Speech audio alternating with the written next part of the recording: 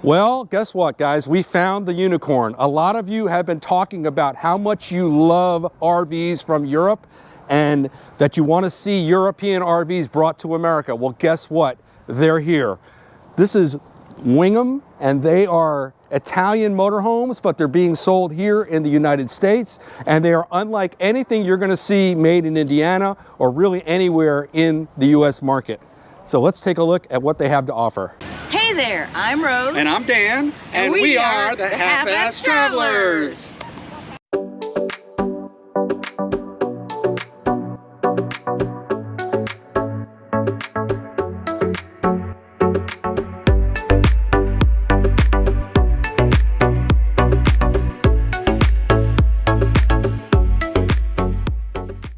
This is the Wingamm. This is the 540.1. The two models we're going to look at today are identical in everything except for the outside finishes and the inside finishes. So this is the 540.1. You can see it's built on the ProMaster chassis. And I'm just going to go out on a limb here, and I'm going to say the reason they're using the ProMaster is because they want to be able to sell them in the United States easily. If they're bringing over European brands, that might be a little more difficult for them. That's just speculation. You can see these units are just over 17 feet long. You heard me right, 17 feet. That means they're fitting in regular parking spaces. The doors have an interesting system. It's a magnetic lock system, but it's also this kind of system with this kind of release. I've never seen that before. This is a propane tank storage for 2 tanks. And look at this, look at the way they've done these doors. This is plastic with a rubberized grommet around the outside. It's like a watertight seal, so you don't have to worry about that. There's also drainage at the bottom of the compartment. As we come back, we've got the venting on the outside. We'll go in the door later. We're going to go around the outside first.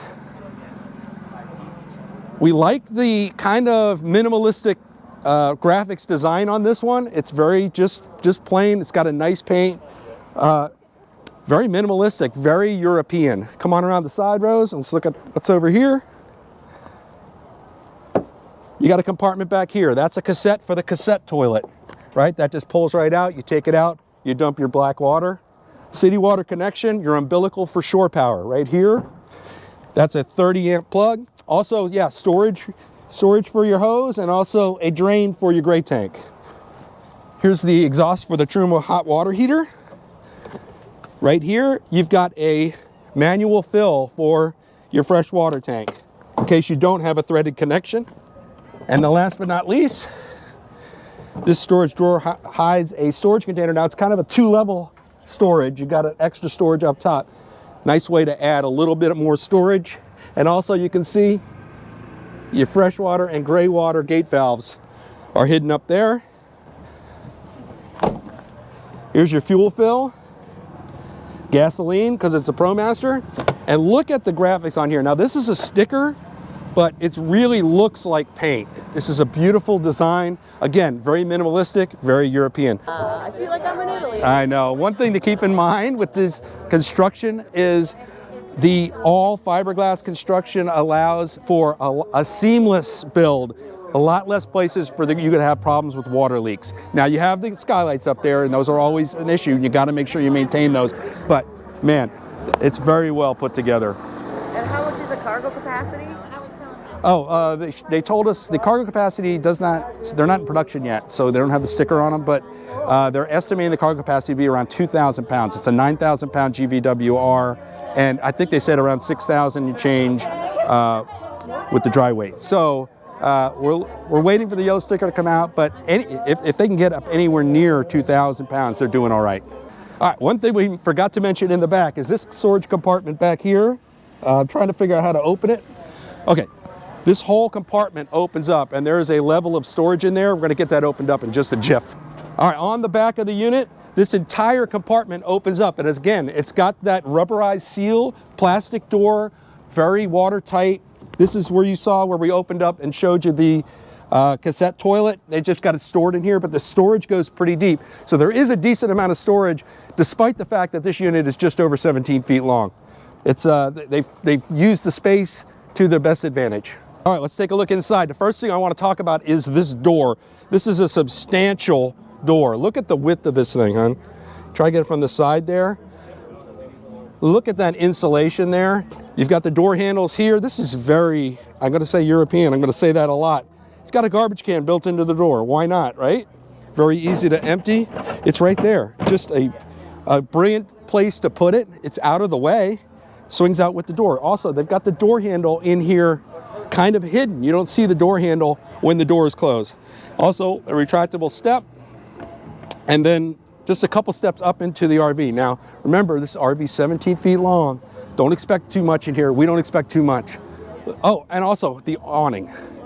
Forgot to mention, it's not a long awning, but how long of an awning can you have in a unit this size? Right inside the door, you've got these compartments, okay? And apparently they open like this. Took me a second to figure it out.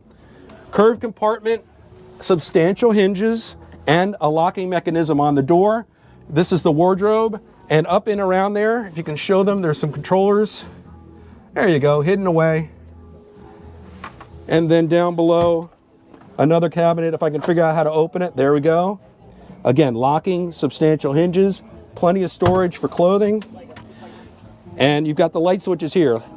They don't look like light switches, do they, Rose? No. Not like anything we've ever seen, but these are, trust me, those are lighting switches. There's also a few storage compartments there by the door. Sorry about these weird camera angles, but we're working in a very tight space here, although it does feel nice and open. Let's go right to the kitchen. Look at these cabinets. Now, these handles are locking. You can see this mechanism. When you pull it up, see how it unlocks? That's the system, and it works. It's very sturdy. They've got these pistons on here that keep the doors up. Seems pretty substantial. It's nice. They've got LED lights and a light strip under here. Look at this sink. The sink and the countertop seem to be of the same material. This is not two pieces. This is one piece. And it's got this nice high. I wish the faucet was a little bit higher, but it's not too bad. You got a dual burner gas cooktop, Suburban.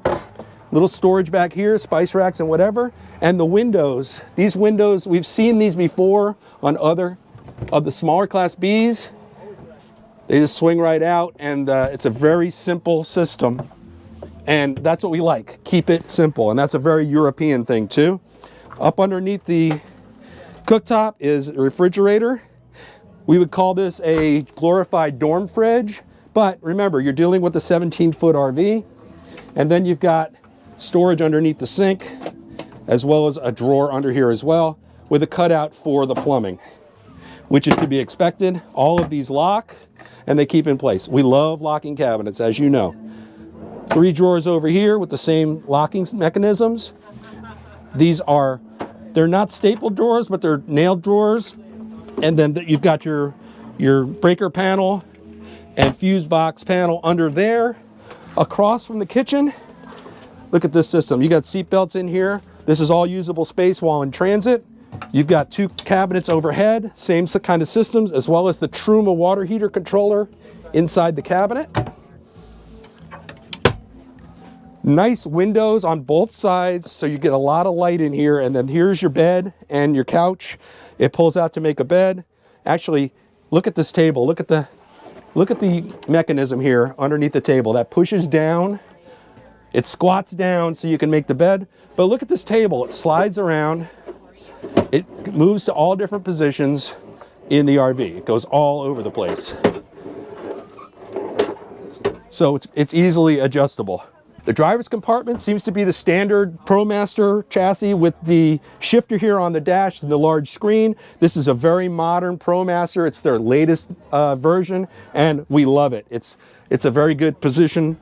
As far as anything being behind you where you couldn't put the seat all the way back, it doesn't look like that's going to be an issue because there's nothing here behind it. You've got one of your control screens here, another one here, and then you've also got this pop fold down bed overhead. We're going to show you that in just a minute. All right, the one secret to this motorhome is, you see this is a bed up here. You see these mechanisms here and this mechanism here? This entire bed comes down and folds down. So the bed is out of the way overhead. There is a skylight up there, as you can see, but that's a really neat system. We can't put it down right now because it's a very popular model and there's people waiting to get in here, but I can tell you that bed's gonna come down, and it's, maybe we'll be able to see it in the other model. All right, let's take a look in the bathroom. Wow, it's a pretty spacious bathroom. It goes back to the back corner of the RV.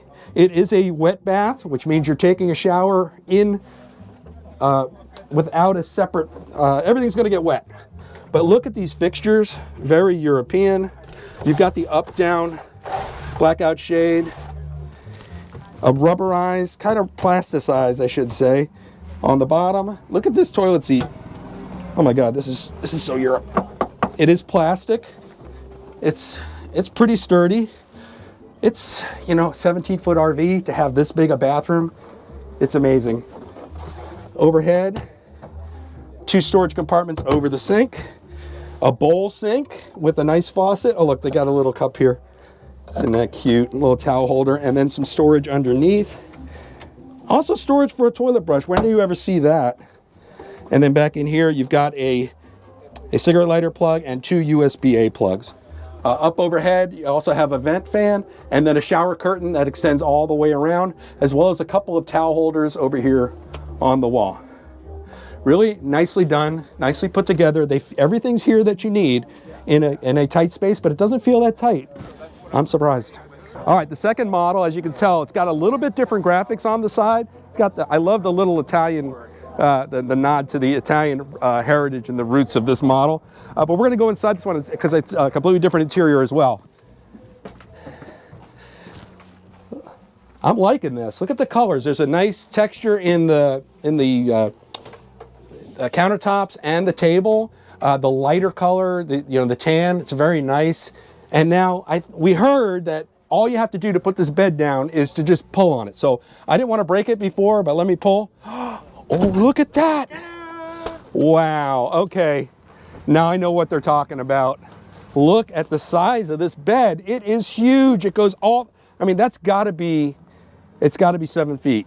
7 feet long. It's huge. We'll give you, if we can find the exact measurements, we'll give them to you. But you can see they've got reading lights up there. Look at the big skylight on the front, and look at the skylight here. There is so much light in here, and this is ingenious with this bed.